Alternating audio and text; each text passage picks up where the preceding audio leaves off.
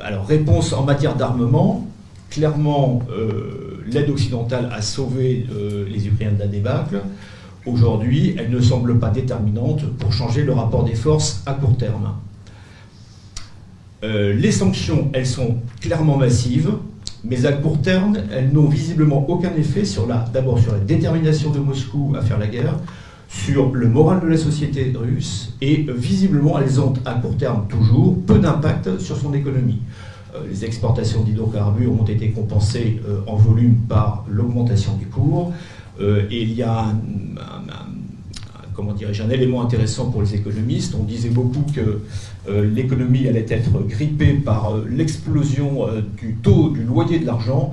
Ce loyer qui a grimpé jusqu'à plus de 20% au début des événements, c'est le taux directeur de la Banque centrale russe, si vous voulez, est redescendu à 10%. Donc c'est quand même une grosse redescente. Le rouble, évidemment, tient, et l'inflation est quand même élevée à 17%. Mais pour l'instant, même si les ventes de voitures individuelles se sont effondrées de 80% en quelques mois, l'économie russe tient la route. Troisième élément que l'on peut souligner, c'est que ces sanctions, en revanche, désormais touchent durement leurs auteurs et surtout les sociétés des États dans lesquels qui les ont prises. Une espèce d'effet de boomerang, envolé de l'inflation en Europe, aux États-Unis, envolé des cours des matières premières, de l'énergie, pénurie d'approvisionnement.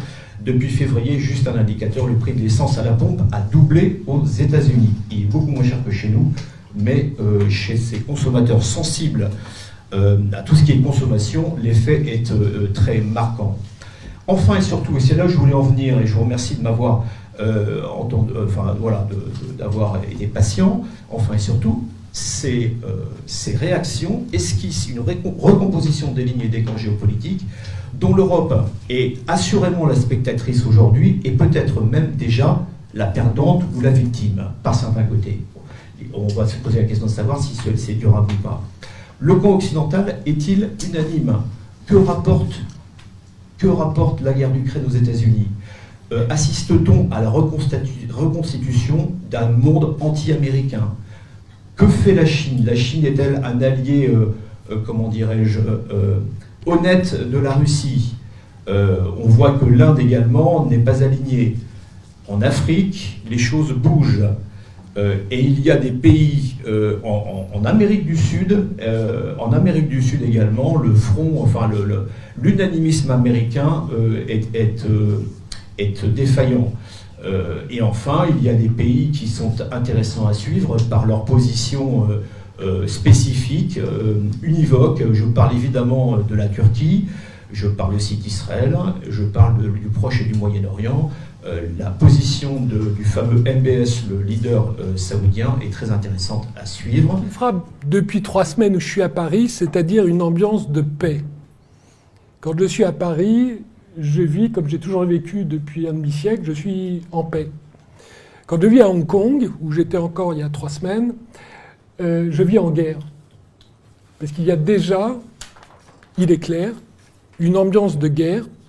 Alors, ce n'est pas des kalachnikovs, mais une ambiance de guerre économique qui fait que tous les matins, quand je me lève et que j'ouvre les journaux, la question que je me pose, c'est quelle est l'attaque des États-Unis sur la Chine, et quelle est l'attaque de la Chine sur les États-Unis, sur le plan économique. Et tous les jours, j'ai des exemples. Et donc, je me retrouve dans une situation très bizarre parce que moi, je n'ai jamais connu la guerre. Et donc, quand j'ai écrit ce livre il y a un peu plus d'1 an, j'avais dit le pire qui pourrait arriver à l'Europe, c'est d'être yéménisé. C'est-à-dire que de même que l'Arabie saoudite et l'Iran se font la guerre, ils ne se font jamais la guerre chez eux, ils se font la guerre au Yémen. Et donc, j'anticipais que si l'Europe ne s'organisait pas, la guerre entre la Chine et les États-Unis aurait lieu en Europe. Et le problème que j'ai aujourd'hui, quand je vous vois tous réunis, c'est que je fais l'hypothèse que, comme vous, soit que vous soyez russe ou que vous soyez français, vous êtes pour l'amitié franco-russe. Et malheureusement, quand je vous regarde, et je m'inclus, j'ai l'impression d'être au-dessus vol au-dessus d'un nid de cocu. Parce que, en fait, cette guerre russo-ukrainienne, pour moi, elle est, encore je suis très impacté par le fait, très biaisé par le fait que j'habite Hong Kong, mais elle est naturellement sino-américaine. Et que nous, Français, Européens de l'Ouest, comme nous, Russes, eh ben en fait, on se fait avoir. Et on se fait avoir parce qu'on se fait piller. Alors, la Russie va se faire piller par la Chine parce que la Chine va obtenir ses hydrocarbures à un prix décoté. C'est ce qu'elle veut de manière à construire une base de coûts compétitive pour toute son industrie. Je ne crois pas du tout... Il y a une interview très intéressante du ministre des Finances allemand il y a 15 jours qui dit « Ce que l'Allemagne n'a pas compris, la plus grosse erreur qu'a fait l'Allemagne, c'est de croire à la bilatéralité, les relations bilatérales. » On a organisé des relations bilatérales avec la Russie sur le gaz, on a organisé des relations bilatérales avec les États-Unis sur la défense, et on a organisé des relations bilatérales avec la Chine sur l'outsourcing, le manufacturing. Et ça marche dans un monde où la confiance règne. Mais quand la confiance disparaît, être bilatéral est une énorme erreur. Et je ne crois donc plus, dans le monde où on est aujourd'hui, au business model du gazoduc que vous construisez, qui coûte des dizaines de milliards et au bout duquel vous n'avez qu'un client. Et si par hasard ce client est la Chine, et si par hasard son économie est 10 fois plus grosse que la vôtre... C'est alors le russe qui est le cocu ? Eh bien, comment dire en anglais, I wish you good luck. Et on aura la réponse en 2028-2030. Ça, c'est pour le côté russe. Sur le côté européen... vous reviendrez à la Chine. Hein. On reviendra à la Chine. Sur le côté... C'était ma question. Voilà, mais vous savez, je suis comme Georges Marchais. Moi, je sais bien, j'avais bien compris. Je vais vous expliquer le contexte, ce que j'ai en tête. Du côté européen, l'an dernier, nous avons envoyé un chèque de 100 milliards pour avoir du pétrole et du gaz de la Russie. Aujourd'hui, nous avons 20 milliards par mois, donc 250 milliards, et nous allons envoyer à peu près le même, 200 à 300 milliards, aux États-Unis, qui on va acheter du LNG, du GNL. Donc nous allons payer 500 milliards, ce que nous payons l'an dernier 100 milliards. Ça fait 400 milliards. Et donc nous avons un choc sur la consommation de l'ordre de 10%, juste pour mettre les choses en perspective. En 73-75, la crise qui a fait perdre à mes parents leur style de vie, le choc de PNB est de 3,5%. Donc le choc que nous avons aujourd'hui, il est 3 fois plus important pour enrichir les Américains. Et donc, quand je vois cette guerre, ça me rappelle un peu, je cite Kissinger dans mon livre, qui, à propos de la guerre Irak-Iran, disait « c'est quand même très dommage que les deux camps ne puissent pas perdre ». Et donc, comment je vois la Chine dans ce contexte ? On sait, David Babrez, enfin, en tout cas, les experts qui connaissent bien la Russie disaient que la Russie, si elle allait vers la Chine, ce serait finalement un peu contre son gré. Alors, c'est ça qui est intéressant, c'est que ce qui me frappe aussi, c'est cette perspective différente quand vous êtes à Paris puis que vous en êtes en Chine. Quand je suis à Paris, on me dit, c'est évident que nous, Occident, est en train de la gagner, cette guerre. Parce que vous voyez, l'armée rouge, ils sont complètement nuls. On a déjà tué 25% de leur capacité. Et donc, c'est une question... Les Américains mettent 30 milliards par an. Donc, ils récupèrent 300 milliards de nous. Hein, donc, vous savez, ils font x10 sur notre dos. Donc, les 30 milliards, on va les avoir pendant longtemps, chaque année. Puisque vous faites x10. Quand vous êtes Américain, vous faites x10, vous n'arrêtez pas. Donc, en fait, quand je suis à Paris, on me dit, t'inquiète pas, tu sais, cette guerre est gagnée. Et puis, quand je suis en Chine... Ce que je comprends, c'est que cette guerre, c'est juste une bataille à l'intérieur d'une guerre contre l'Occident.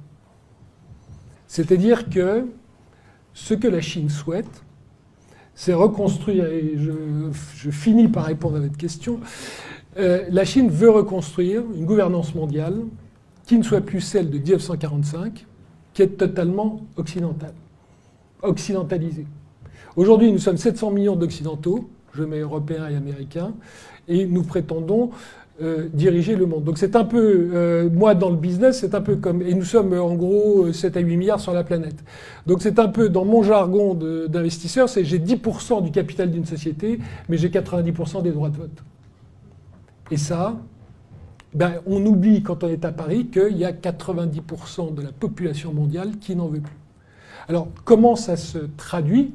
Ça se traduit par 3 axes sur lesquels malgré tout ce que je vous ai dit, il y a une commonalité d'intérêts entre la Russie et la Chine, et c'est la raison pour laquelle la Russie est prête à faire cette alliance.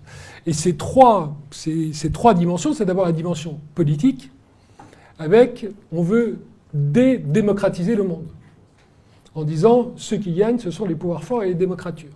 Et ça, c'est toute la décennie 2010 où nos démocraties, ça ne marche plus, et au contraire, ce sont les pouvoirs forts qui montent.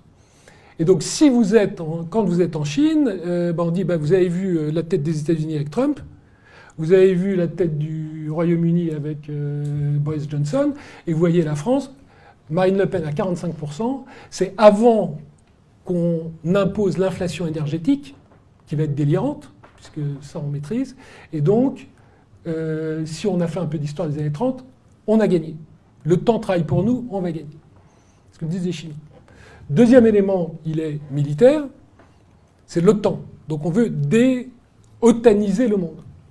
Et là, l'argument chinois est très simple. Hein. Vous savez, ils disent aux pays latino-américains, aux Africains, et surtout à la mer de Chine, vous amenez les Américains dans une région, le Moyen-Orient, il y a la guerre, l'Europe, il y a la guerre, vous voyez, un peu des Russes et des Ukrainiens qui sont cousins qui se tirent dessus. Et donc, vous savez quoi? Là, on sent que les Américains veulent venir en mer de Chine. Si vous laissez venir, ce sera la guerre. Et ils disent ça à tous les pays de la mer de Chine. Et la troisième dimension, et là, ils gagnent du terrain, hein, parce que vous regardez les votes à l'ONU sur vote ukrainien, commencé par 30 abstentions, on en est à 60-70, et on gagne du terrain. Et puis la troisième dimension, elle est monétaire, c'est le dollar. Donc le système mondial et le dollar avec l'extraterritorialité du dollar. Et là, les Chinois disent on n'en veut pas. On n'en veut plus. Et quand l'an dernier, la directrice financière de Huawei, prisonnière au Canada, enfin je ne dis pas prisonnière, mais arrêtée en maison chez elle, a été libérée sans aucune condition, les Chinois disent c'est le premier crack du dollar. Nous avons fait un deal en dollars de Chine avec l'Iran, c'était interdit par les Américains, on a récupéré la directrice financière sans payer quoi que ce soit. En fait, on va réussir à dédollariser le monde. Et de la même manière, le président Poutine dit le pétrole, il faudra me le payer en haut. Donc vous voyez que, pardon, j'étais un peu long, mais juste pour vous dire que nous trouvons cette alliance, comme vous l'avez dit, on ne la comprend pas, on dit mais ça n'a rien, historiquement, et que quand vous êtes en Chine, vous comprenez qu'il y a un agenda qui est... Donc c'est pas une bataille, hein, mais c'est une guerre. Et cette guerre, alors quand je dis guerre, c'est parce que je suis occidental. Si je suis chinois, je dis recomposition de l'ordre mondial, puisque vous avez 10% et 90% du capital et 90% des droits de vote, donc c'est pas normal. Donc vous voyez que, en fait, il faut vivre dans deux endroits. Moi, je vous donne juste un conseil, vivez dans deux endroits aujourd'hui. Parce qu'il n'y a que si vous êtes dans deux continents que vous pouvez comprendre le monde, parce que les vues sont complètement différentes. Les interlocuteurs légitimes pour beaucoup d'États ne sont plus les mêmes. Et effectivement, comme l'a évoqué David tout à l'heure, les règles du système international, notamment financier, monétaire, les institutions de Bretton Woods, tout ça est là, tout ça prétend encore s'occuper de tout, alors qu'en fait, ça n'est plus adapté à la réalité des rapports de puissance et de la réémergence d'un certain nombre de puissances. La Russie est l'une d'entre elles, mais vous avez la Turquie, mais vous avez bien sûr la Chine en majesté, voilà, et vous avez bientôt l'Inde, et voilà. Donc il y a une inadaptation, et en fait, donc ce que fait Macky Sall, il prend en compte un état de fait. C'est-à-dire que pour son sujet à lui, pour lui, et d'une certaine façon pour une partie de l'Afrique, eh bien oui, la Russie est un interlocuteur sérieux, légitime, et qu'on ne peut pas négliger au nom d'idéologie ou d'une guerre en cours ou de quoi que ce soit.